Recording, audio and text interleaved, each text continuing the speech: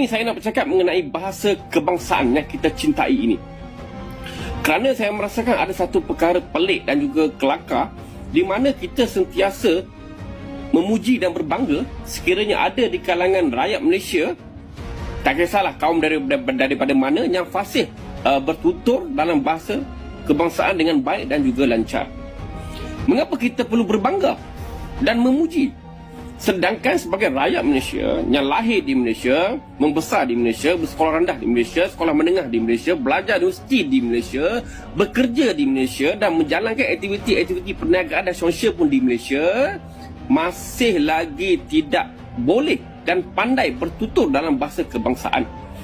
Mengapa ini terjadi? Salah siapa sebenarnya? Setelah 65 tahun merdeka, masih ada lagi rakyat Malaysia yang tidak pandai bertutur dalam bahasa kebangsaan.